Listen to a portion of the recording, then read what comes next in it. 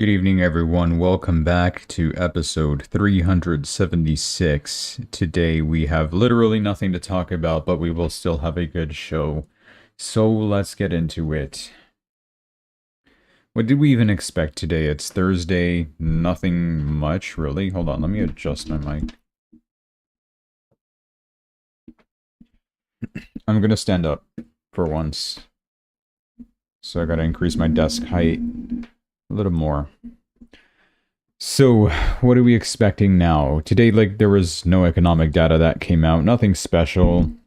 No wars. Nothing too crazy. But there's still the tensions that are trying to escalate there in the Middle East, so we do have that to talk about. Some action finally being taken on this whole Epstein scandal. Prince Andrew being arrested is one of the bigger news pieces that we have for today. And also, we will now focus, instead of the Epstein files, on the UFO files. That's right, we've run out of content to the point where we're talking about aliens now.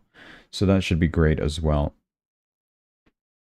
Nonetheless, Bitcoin's current price is 67,273. We do have the downtrend on its way down as well, now at 71,000, I guess you could call that. New resistance level just dropped. Yeah, it's about 71,000 by the looks of it. I don't know if we're even going to see that at all. It's seeming like the momentum is still toward the downside, of course. No big changes in the trend. It's just been so boring. It's only been decay, slight rise, slight decay. I don't know if this is indicative of not enough strength of continuing higher, or we've probably bottomed out and we are just accumulating. I'm going to go for... we really cannot go higher. There's no incentive to push the price higher, especially with this whole Iran situation looming in the background, which I've extensively condemned at this point. I just want that to be finished. Go to war if you have to go to war. Give us a big crash if you have to crash. Just make up your mind already. Now, at least we maybe have a deadline, not a deadline, because last time it also was a deadline, but it ended up not being a deadline, talking about last year. So I don't know exactly how this is really going to play out. The element of surprise is also a thing that the Americans are using to their advantage, because they obviously don't want to announce the date or the time that they will be attacking. So we shall see what goes on. So yeah, that's what's really limiting Bitcoin's price toward the upside.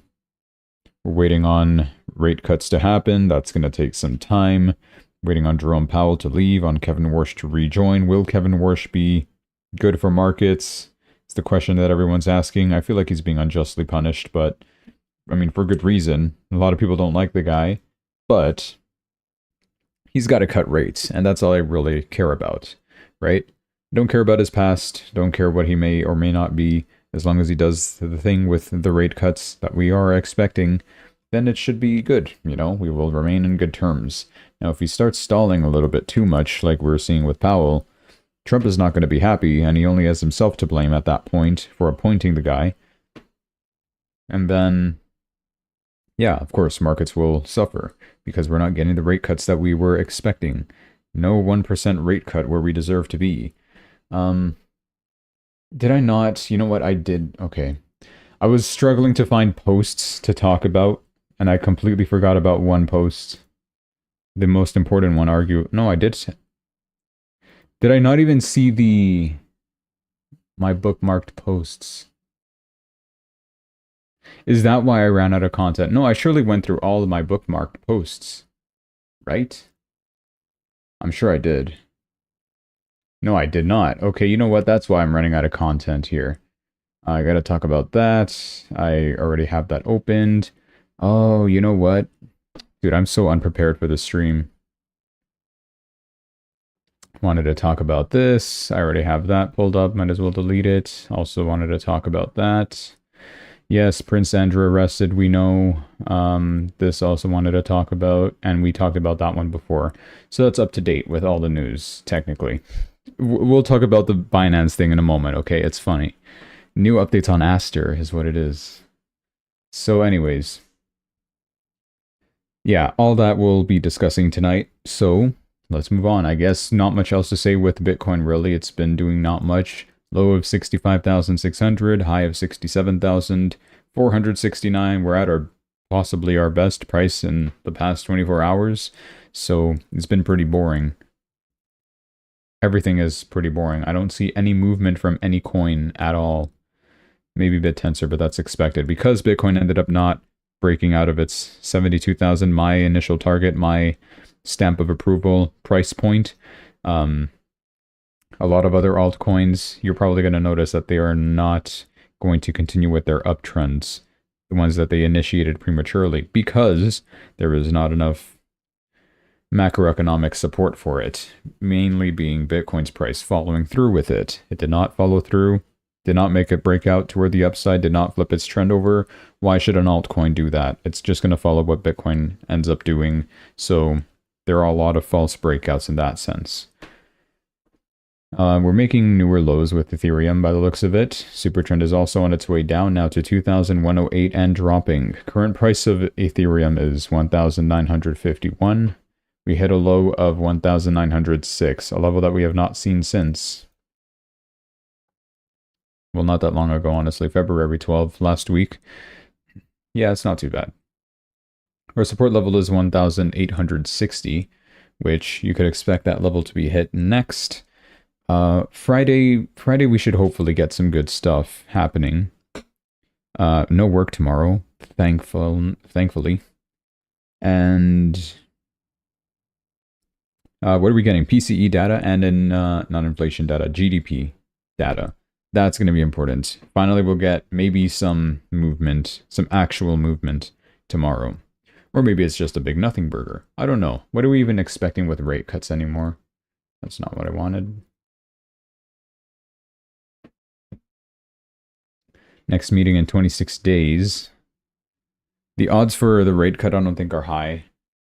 No, 94% chance of maintaining rates.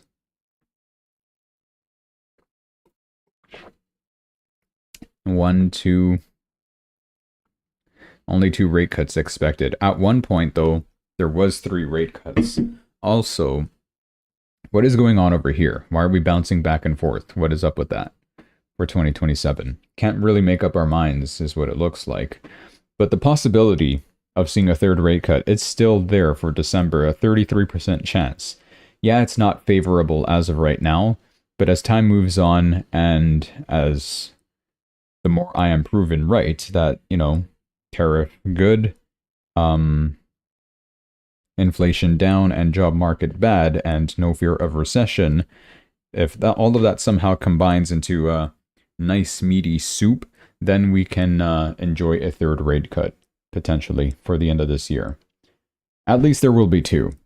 That's good enough, and that was what we were initially expecting for this year, and at that, we were being a little greedy at the time as well. So even still now, if you really want to be like ultra bullish with it, you would expect 3 rate cuts. Some traders are expecting that. So that could work out in your favor. That's what we see for rate cuts, if you care. Solana, wow, it's like barely sustaining this uptrend line. Current price is 83. I mentioned at $80 is where that would invalidate. We did dip below it a little bit. 79.63 was our lowest. But it was just a simple wick. Really close though. I feel like this is like super close. Where did we close this candle? At 80.57, and it invalidates at 80.55. So by 2 cents. Yeah, I'd say I'd just call it early. This uptrend is just gone, honestly. Unless this is like a crazy opportunity to be entering long. It's not that likely, I'm going to be honest. Bitcoin is nowhere near that 70,000, 71, 72,000, I guess would be what we're looking for at this point to confirm a trend reversal. So yeah, hi Pikapooch, welcome. Yep, so this is false breakout. I'm expecting this to head lower. First target is 78, then war with Iran will drop us to about $70 on Solana. We've been through hell. We'll be fine. Hyperliquid. Yeah, staying below 30 now. And next up is this uptrend line that we are testing from the super trend line, which invalidates at 27.44. Current price is 29.36. Same deal. I don't think this is sustainable. It's held its uptrend for a decent while, but ever since its peak at 38, it's only been decaying ever since. Clarity odds have popped again today. I did see that. I do have some posts about it that we'll be going into. 78%, yes. We spiked up over here. It says at 82%. Can we zoom in? Let's go to a weekly. Yeah, 85%. That's our best. Yesterday we covered this one. Same deal, 85%. That's pretty good. I'm liking this, and I'm hoping indeed, this is our only hope, really, that the Clarity Act will be the thing that will spark up a new crypto rally, new optimism, to bring us back to the good highs that we once used to cherish, right? So yeah, let's see how that goes. 29.30 is the current price of Hyperliquid. Yeah, come on. Stay above 30 if you can. SUI, support level at 88, really? Current price is 93 cents. Same deal. Fake breakout. Fake uptrend. Doesn't seem like it's sustainable. We'll see how price reacts at 88, but wouldn't surprise me if we drop below that. War with Iran over the weekend could drop us to 79 cents. Our second double bottom right over here. Not our second double bottom, our double bottom. That would be what we were expecting. Yeah, we do need that Clarity Act, or we are indeed cooked. We need these things to rise. Now, a lot of them are incredibly oversold. If you want to anticipate to that movement, spot only. And DCA, of course, right? If you do expect these things to have a massive reversal. For me, I'm out of money, and I'm also playing it safe, so I'm only sticking with Bitcoin for now. BitTensor, yeah, it seems like it's not able to do the breakout that we were hoping for. At least we got the rise to 200 something, right? 218 ultimately is where it peaked out. But we didn't really get a continuation of the rise. Still technically valid in its uptrend, which invalidates at 161. Current price is 177 on BitTensor. I don't expect it to be sustainable. A drop to 150 seems reasonable. And then, I mean, if we do go lower than that, that is a new low, my friends. And we would beat 114. That's really oversold for BitTensor. Like, this is way too oversold. Where are you? We're number 36. Bitcoin tokenomics, by the way. And yet it's still making lower highs with this higher amount of market cap. Well, that's inflation for you, I guess. Sure. We don't have all of them in circulation, is what it seems like. Alright, BitTensor, you do your thing. We will just keep an eye from a distance, I guess. What else we got? Hedera. Yeah, unsustainable uptrend. I think it's going to flip over downward. Support at 0.8906, and then a war potential could drop us to 0.7791. Moving on from that, Monero, thing flat down over here. 335 is the current price. I want it above 370. Like I said, I really do want Monero, but I do not have money. But that's okay. We will eventually get money. Eventually. Okay. That's all I really see for these markets. Like I said, nothing too crazy, nothing too big is happening, and it's just same old price action, such boring movement. I'm hoping that tomorrow could bring us some good volatility from the inflation data that we're expecting and GDP to see how these rate cut odds, you know, kind of shift around. Hoping, of course, in that sense, for 3 rate cuts and no fears of recession. That's the optimal case that we need. All right, let's get into the news. So,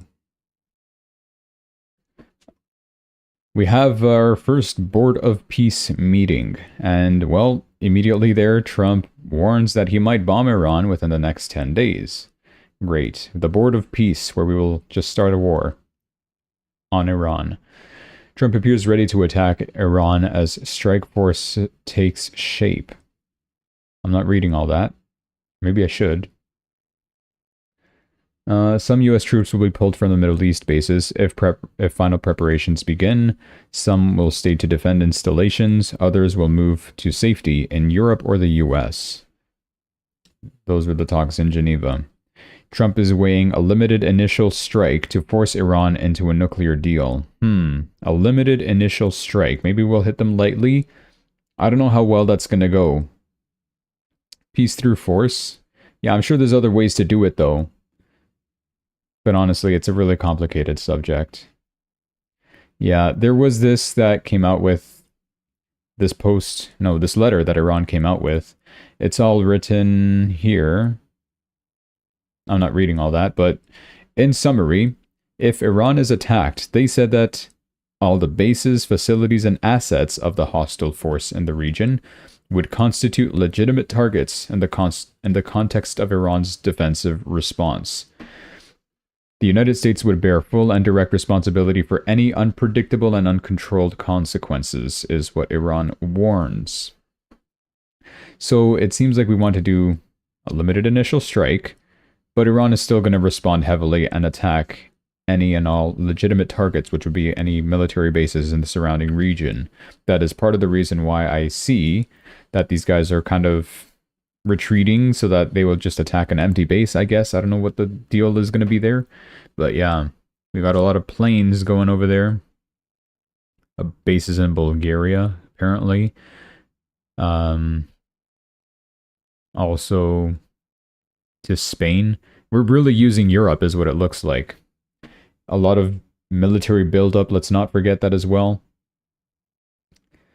Something is going to happen. It has to. But when? When is that question? People are thinking still by Sunday.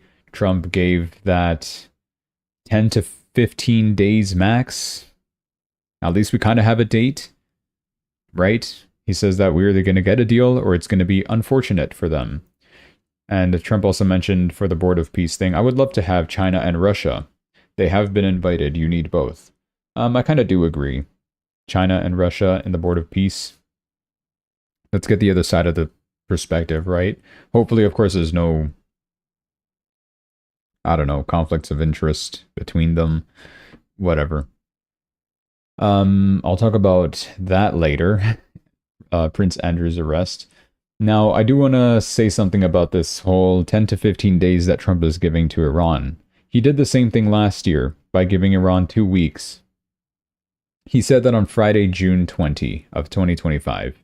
And then he struck Iran on June 22nd. Now, I'm not the best at math, but I think that is not 10 to 15 days. That's only 2 days. So, what is really going on here? Now, in fairness, Israel did the attack first on Iran, and then the United States kind of had to step in to help. Right? That's kind of the way I see stuff. And so they were kind of forced into the situation, right? Now, will that same thing happen this time around? Maybe. And also the fact that he's giving that same time frame, 10 to 15 days or 2 weeks, and then doing the attack 2 days later, well, I don't know. It's about to be Friday. Maybe it is Friday in the Middle East by now. 2 days from now, Saturday, Sunday, it falls in line with what a lot of people are expecting. Now, what else is happening on Sunday? The Olympics are over on Sunday. And that's something that we discussed yesterday, the fact that maybe we're waiting for the Olympics to be over because during the Olympics, it's this time of global peace and unity, how all these countries are competing against each other in a friendly worldwide competition, whatever it is. Okay, great, lovely, cute. Now, we're really going to go to war immediately after that? Is that what the case is? Obviously, we're not going to go to war during that happening, right? I mean, there's a lot of important people in Europe right now. Maybe that's what they do want. I don't know. We'll see. Yeah, I'll skip that for now. Speaking of the Olympics, I guess, this is embarrassing. Team USA's women's hockey beat Canada for the gold medal, and then they sang the national anthem together on the ice in celebration. Cool, I guess, but rest in peace, Canada. What's going on? Isn't hockey our #1 sport here? Or I guess it's lacrosse, but okay. Getting beat by American women. RIP. Apparently Jake Paul and JD Vance are also there, just on a side note. Weird. Okay, now Prince Andrew. Trump's commented on the arrest. He says, "I've been totally exonerated. It's a shame. Very sad." Man really said all that just to remind everyone about himself. Okay. I'll talk about the aliens next.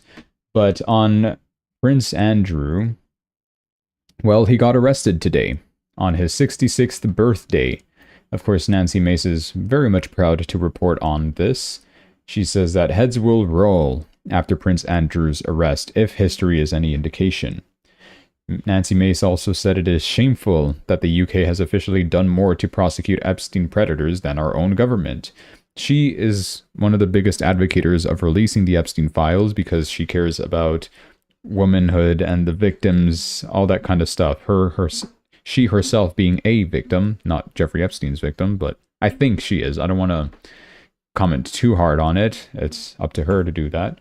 But, you know, with her power of being a congresswoman, she has teamed up with Thomas Massie, Lauren Boebert, Marjorie Taylor Greene, and ultimately Ro Khanna as well, to get those Epstein files released. The main face of it, of course, being Thomas Massie and Ro Khanna, as we do know. Marjorie Taylor Greene got bullied out of office from Trump, by Trump, and I don't even know what she's doing these days, but I haven't caught up with her. Nancy Mace is still there, and I don't know why Trump has not really attacked her as much. I guess I must really like her, right? And she is great. So she commented this, saying, "Ex-Prince Andrew was arrested for his ties to child sex trafficker Jeffrey Epstein and released under investigation just 11 hours later." Oh, okay. "The first British royal arrested in nearly 400 years. And if history is any indication, heads will roll. We're monitoring the situation closely, and we will not rest until every survivor gets the justice they deserve. No one, crown, title, or royal blood included, is above the law, period. Justice served for 11 hours only. RIP." Now, more on this too. Well, how deep down the rabbit hole do I go? He was arrested today on his 66th birthday, RIP, on suspicion of misconduct in public office. Now, let's not forget, he's no longer part of the royal family. They kind of, because of all these allegations from the past, he was kind of kicked out of the royal family. And, well, here he is now, I guess, actually getting arrested over it. He's the first senior British royal arrested in modern history. Meanwhile, a sworn deposition from Juan Alessi, Epstein's former Palm Beach employee, he states that Andrew attended naked pool parties and received massages from a harem of adolescent girls. Maxwell's response in the files: she insists Andrew has always been properly attired whenever she saw him. Properly attired. You mean well-dressed and not naked? Is that what we mean here? All right. And then this image also came out, a disturbing photo showing Prince Andrew with a young boy and a breast-shaped ball. Well, okay, I don't know what the point of that is. These photos originate from 2011, showing Prince Andrew at his Windsor residence, playing with a young boy, using a ball painted to look like a breast, complete with nipple. All right. This was a year after he was photographed with Epstein in Central Park, after the conviction, after he knew. So he knew. He was just arrested and released on his 66th birthday on suspicion of misconduct in public office. Do we really count this as a person, I don't know, a predator being arrested, finally? Maybe. There was also with Les Wexner, he was also questioned today. I don't know how much I should really go into that. It seemed pretty boring to me, just him avoiding a lot of questions. But yeah, Les Wexner, another person, also heavily questioned of being in the Epstein files. Same deal, right? Yeah. Okay, now the UFOs, I guess. Obama may or may not have stolen Trump's announcement. We did talk about Obama mentioning, yeah, guys, UFOs are real, and you remember the whole Area 51 thing? He says it here. They're real, but I haven't seen them, is what Obama says. They're not being kept in Area 51. like everybody assumes, right? What goes down in Area 51? There's no underground facility, unless there's this enormous conspiracy and they hid it from even myself as president, says Barack Obama. Now, Trump said, "What are you doing, Obama? You're not allowed to be saying that kind of stuff." A reporter asked Trump if aliens are real after Obama's disclosure comments. Trump said, "I don't know if they're real or not. I can tell you he gave classified information, and he's not supposed to be doing that. He made a big mistake." Lara Trump mentioned earlier this month that the president has some UFO speech he's got queued up to share soon. Maybe Trump was literally about to announce this anyway, but then Obama kind of stole the show, I guess. If Obama just scooped the biggest announcement in human history, that would explain the irritation. Yeah, it makes sense, right? Barack Obama said aliens are real. Trump said, yeah, you're not supposed to do that. You're not supposed to give out this information to the public, but okay. Hey, let's not forget, I think Trump went on some podcasts and they did ask him about this before. This is when he was like campaigning in year 24. He went on Logan Paul's podcast and talked about aliens. I forget what exactly was mentioned, but I think he kind of danced around the topic, right? And maybe on Joe Rogan as well. I don't remember. I watched all of those in full, and it's been more than 2 years now. I forget. But yeah. So that's Trump saying, yeah, come on, what are you doing, Obama? You weren't supposed to say that. But anyways, after this, Trump decides to just simply announce that he will be directing War Secretary Pete Hegseth and other relevant agencies to identify and release government files related to aliens, extraterrestrial life, unidentified aerial phenomena, UAPs, and identified flying objects, UFOs. He posted this on Truth Social saying, "Based on the tremendous interest shown, I will be directing the Secretary of War and other relevant departments of agencies to begin the process of identifying and releasing government files related to aliens and any and all other information connected to these highly complex but extremely interesting and important matters. God bless America." Cool. We're going to get some alien files to distract us from the Epstein files now, right? Nancy Mace, of course, commenting, saying, "Tonight, President Trump is directing full disclosure of UAP and UFO files, and hey, maybe this is also thanks to her. Apparently, in October, she also wrote to the Department of Defense, Central Intelligence Agency, National Security Agency, and Department of National Intelligence, I think I'm saying all those right, to demand exactly that. The truth belongs to the American people." Lovely. There's the whole letter. Okay, cool. We're getting UFO files soon. This is interesting too. The US government has just set up a website which allows European and UK users to see content currently being blocked by their governments. Do this for Canada too, please, when it inevitably happens here too.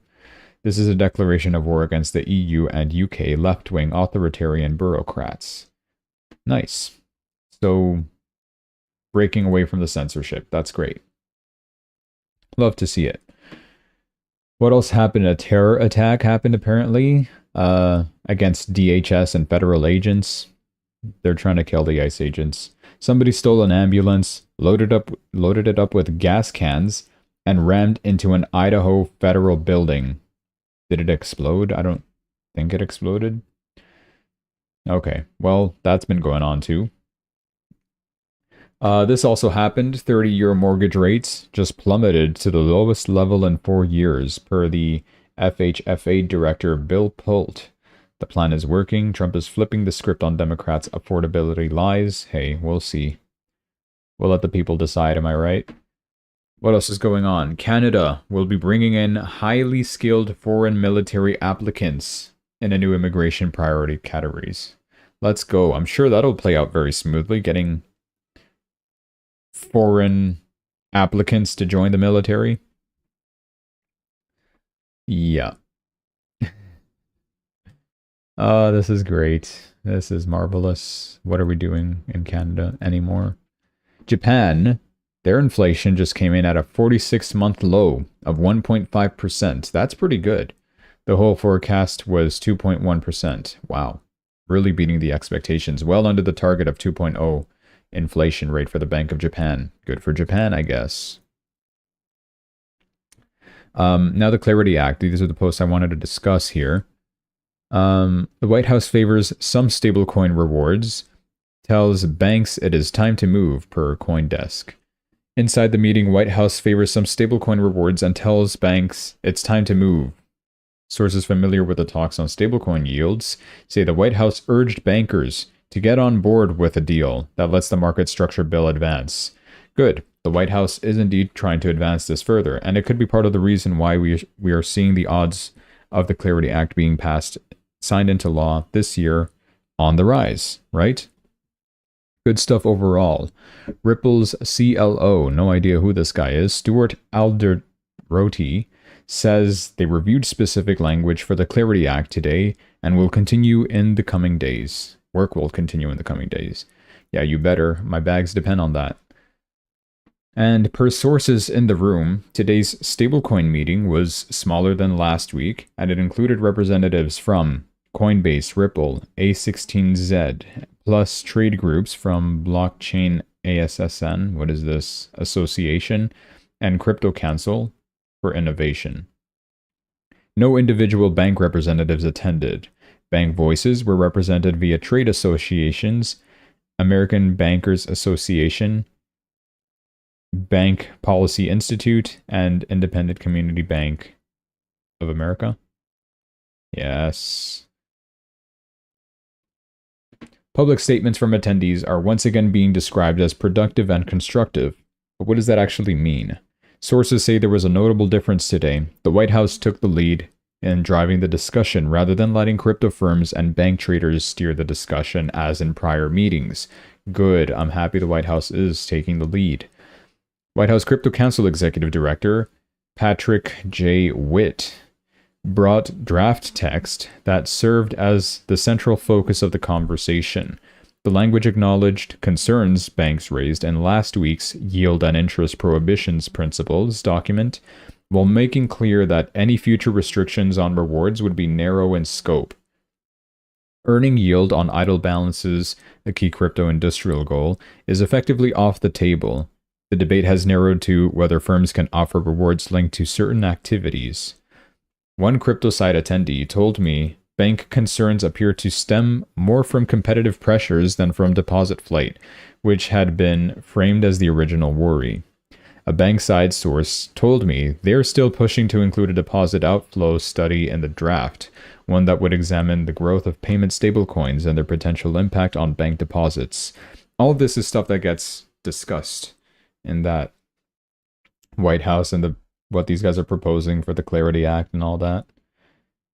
The same source said they were encouraged by proposed anti-evasion language that would give the SEC, Treasury, and CFTC the authority to enforce a ban on paying yield on idle balances with civil monetary penalties of $500,000 per violation per day. So they're taking it really seriously, I guess. Why? Paying yield on idle balances? Come on. So what's next?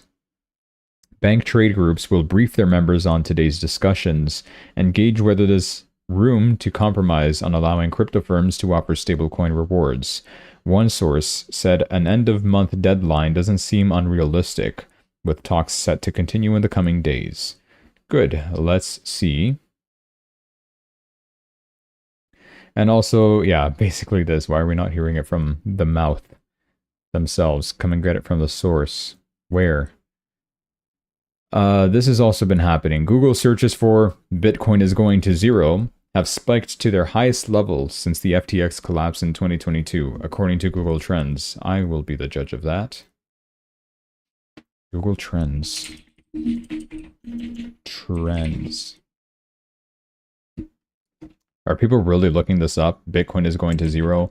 Obviously it's not. Not in the past 24 hours, but in the past 3 months, I don't know. Well, that is on the rise. Why? Why did it go from 0 to 100? What number is this? It's literally 0. Dude, give me like a worldwide search. Not just Canada. It's on the rise. It's not at all-time highs. So I think that's fake news, my friends. Unless we're talking about... They said FTX collapse. Let's go to past 5 years. Oh, okay. Well, I guess that makes sense for 2026. 2022 would have been around here. June, May, June. That was FTX collapse, and people were searching up Bitcoin is going to zero worldwide. We're higher than that, so I guess it is technically true. Interesting. Maybe bottom indicator? Maybe. Our national debt of the United States has hit a record high of $38.7 trillion. It has risen by $2.5 trillion in the last year. Wow, so much for Doge and all that. Yeah, Elon Musk did the right thing and just rage quitting, I guess. He knew this was going to happen. We were going to increase the deficit still. Interest payments on the debt are now larger than the defense budget. That's crazy. We're just paying more in interest than spending on defense. Which is why I think we do need to lower the rates, right? Even Trump has said, you know, dropping interest rates to 1%, we would save so much money on this national debt. But I mean, Trump, you also do have to do more stuff to help pay off the debt, right? Right? All right. We'll see what happens, though. Aster. Let's talk about Aster. Well, before I talk about Aster, that's not what I want. This is it. Yeah, we'll save that for later. Okay. Let's talk about Aster. So, this is an exaggeration. Sure, fine, whatever. World population, 8 billion people. Apparently, according to this thing, there's only 6 people using Aster in the whole wide world. This is supposed to be the hyperliquid killer. Daily active Aster addresses, it says 6. That's crazy. Weekly addresses, 44. These are astronomically low numbers. What is going on? Zero traffic. But then other sources indicate different numbers. 13,000 new users in the last 24 hours. Where's the link to verify this? It was a glitch in token terminals data. Just yesterday it had 58,000 daily active users. Phew, okay, so it's not actually like that. Aster does have more than 6 people. They even came out to talk about it. They said, it looks like a data source linked to the wrong contract address, so some numbers got creative. If you're one of the 6 users on this planet that use Aster, hit the like button. Let's do a head count. I don't use Aster, but 1.7k likes, that's more than 6. And once again, I'm not that good at math, but I think that is more than that. So there you go.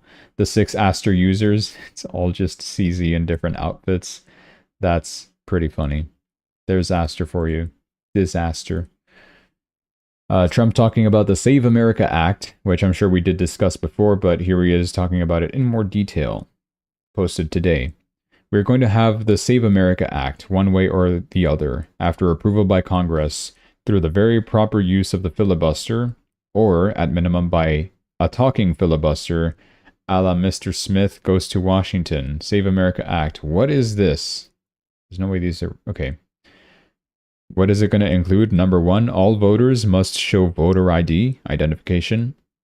Yeah, that's what ID means. Number 2, all voters must show proof of citizenship in order to vote. That's basically the same as ID. Kind of. And number 3, no mailed-in ballots. Except for if you have an illness, disability, military, or travel.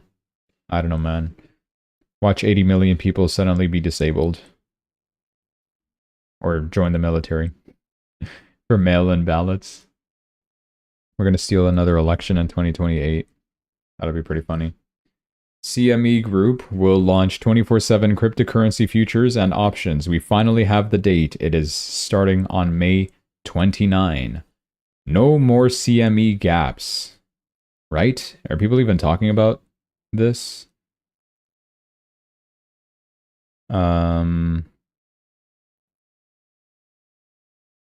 Does this actually mean no more CME gaps? Yes, thank you for confirming. I'm not crazy. No more CME gaps. As of May 29. Mark that in your calendars. Anti-CME gap day.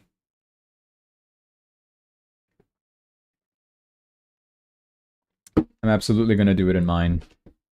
I'm pulling out my phone right now. May 20... May. That is so long. Why? And it's also like end of month May, right? May 29th. It's basically June. We're waiting until summer. Oh, cool. I have a dentist appointment on that day. CME gap. How do I say no more CME gap? Or just CME gap ends, I guess. Save. Alright, cool. Marked in my calendar. People are saying more ways for you to lose money. I don't think so. We'll be fine. Robinhood chain apparently is a thing I did not know about. I just saw this post being uploaded by Vlad Tenev, CEO of Robinhood. He said, 4 million transactions in the first week of Robinhood chain testnet. Developers are already building on our L2 designed for tokenized real-world assets and on-chain financial services. Now that is cool. The next chapter of finance runs on-chain. I agree. They're basically doing what Coinbase is doing, right? Robinhood is a broker slash exchange, and so is Coinbase. Mainly just the exchange, of course. Now, Coinbase has their own blockchain. They have the base blockchain, although there's no token for it. You already have, you know, if you really want to invest in that, it would be the stock price of Coinbase. Robinhood also has a stock price. And now they're coming up with a chain themselves. It's in testnet, so it's not fully out yet. And, I mean, this is raising some eyebrows, I guess. Chainlink. Chainlink is everywhere, of course, so... I mean, yeah. Robinhood chain. Can I look this up? What are we calling it? Is it really just going to be called Robinhood chain? They are a $5.7 billion plus company. Which is worth more, Robinhood or Coinbase? That is a good question. Hood. All right, thanks. Market cap is 68 billion. What do you mean 5.7 billion plus? That's total raised. Okay. And Coinbase. Okay, 68 billion compared to 44 billion. Yeah, Robinhood is 1.5x more larger than Coinbase. All right. This is scam. This is scam. Vlad Tenev just tweeted that the Robinhood chain testnet hit 4 million transactions in the first week. He claimed developers are already building on their new layer. Sounds like a massive organic ecosystem is forming. But I pulled the Roblox Explorer data, and the reality is a lot more synthetic, and honestly a lot more terrifying for the traditional Wall Street. The 10-minute glitch. Look closely at the dashboard snapshots. It captured 2 moments just minutes apart. Number of contracts violently spiking to 12,000. Total accounts jumped by over 34,000. Okay. It's a coordinated, automated bot assault. Okay, well, it's not organic then. Calling them out. Vlad has taken an internal stress test and wrapping it in a brilliant PR narrative about ecosystem growth. Aha, so it was just testing. It's not even real people. Okay. The chain didn't break. That's good. Under a simulated DDoS attack, a level load of 12,000 plus instant contract deployments and 135,000 sudden transactions, the network actually sped up. The average block time compressed from 0.58 seconds to 0.47 seconds. The harder they pushed it, the faster it settled. Now that's impressive. Vlad explicitly stated this L2 is built for tokenized real-world assets. That is cool, like I said. You don't build a blockchain that processes blocks in 0.4 seconds just to trade meme coins. You build it because you're planning to tokenize Apple, clear options 24/7, and route millions of high-frequency bets for the 2026 World Cup through your newly acquired CFTC-regulated exchange, Rothera and Mia XDX. What are these? Are these... It made it sound like you were doing prediction markets. What is this? Rothera. Well, it's a research station. Thank you. No, crypto or Robinhood. I don't know.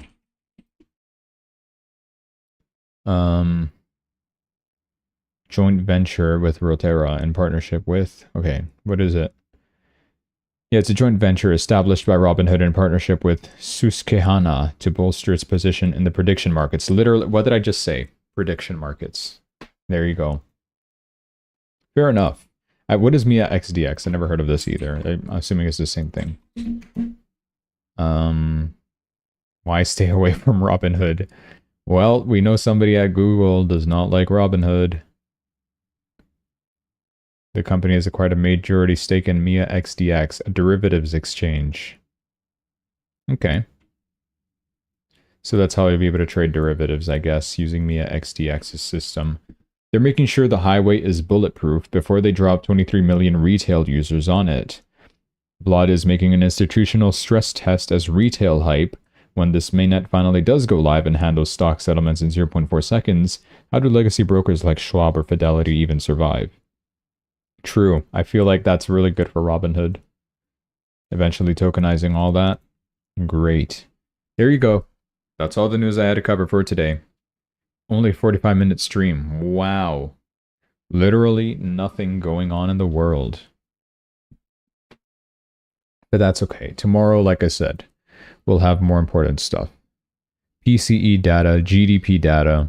We'll give you guys a nice little update on this darn chart if I even remember to look at it in the first place.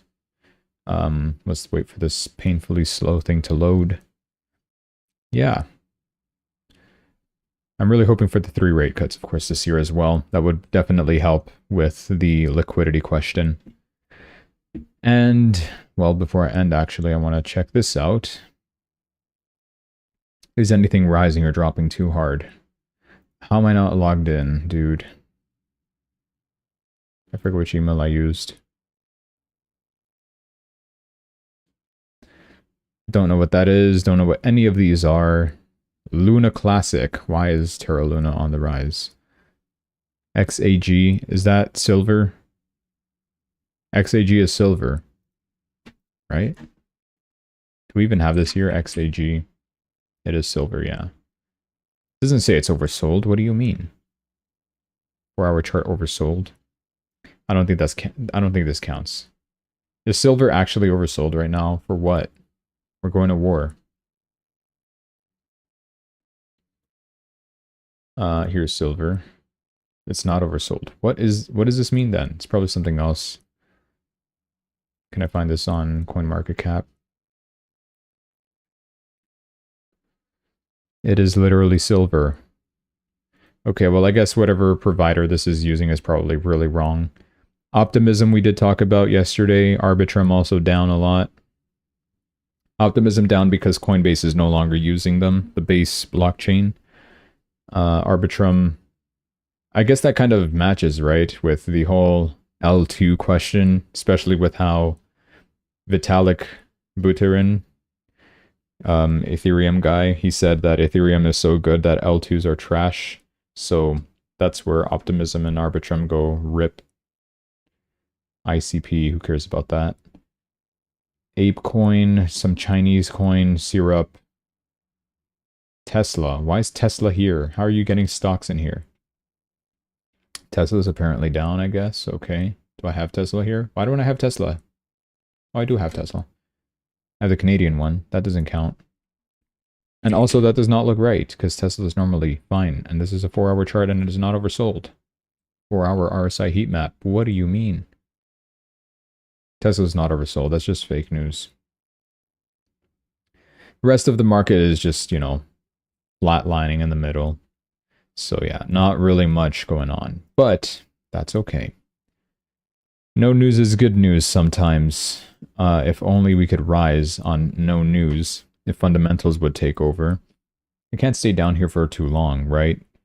Minor capitulation. They have to cover their expenses. They need the bitcoins to rise. But are they going to just mass sell at these low prices? No. They should sell when prices are high. At least the miners, it's either they can't afford their expenses, so they will sell off, or they will just simply stop mining. And I feel like the obvious answer, because you don't want to sell your bitcoins, would be to just stop mining Bitcoin, shutting down their mining facilities, which, you know, no Bitcoin being mined, it stops the amount of Bitcoin being added into the circulation.